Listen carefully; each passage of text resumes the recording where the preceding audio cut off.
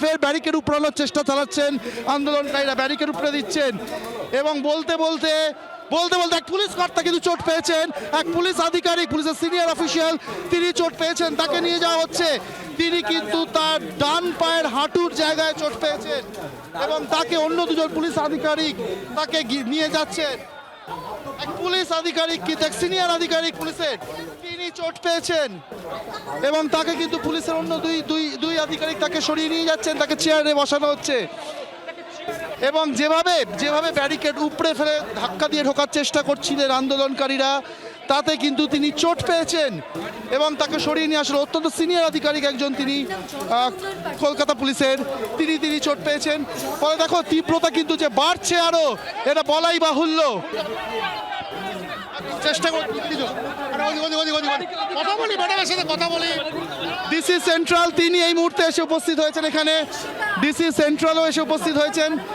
তিনি বিষয়টি এবার বোঝার চেষ্টা করছেন, তিনি কথা বলবেন যে পুলিশ আধিকারিক আহত হয়েছেন তার সাথে ডিসি সেন্ট্রাল নিজে কথা বলছেন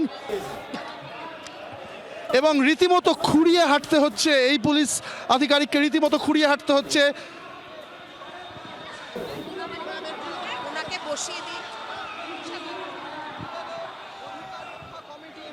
ওনাকে ডিসি সেন্ট্রাল বসিয়ে দেওয়ার চেষ্টা করছেন।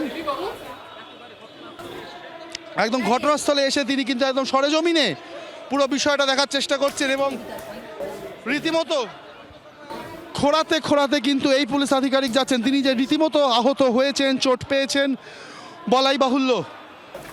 একদম সেই ছবি এই মুহূর্তে আমরা দেখাচ্ছি, একজন পুলিশ আধিকারিক তিনি চোট পেয়েছেন, ডিসি সেন্ট্রাল তিনি নিজে এসেছেন, পুরো পরিস্থিতি তিনি দেখছেন এবং এই মুহূর্তে একেবারে ক্ষোভ বিক্ষোভ চরম পর্যায়ে রয়েছে। খানিকক্ষণ আগে তুমি আমাদেরকে যেমনটা দেখাচ্ছিল অর্কদীপ্ত, একজনকে আটক করা হয়েছে, ধরপাকড়ের সংখ্যা আরো বেড়েছে কিনা সেটা জানবো এবং তার পাশাপাশি কমিশনের তরফ থেকে কেউ কি আসছেন কথা বলার জন্য এই ক্ষোভের প্রশমনের জন্য?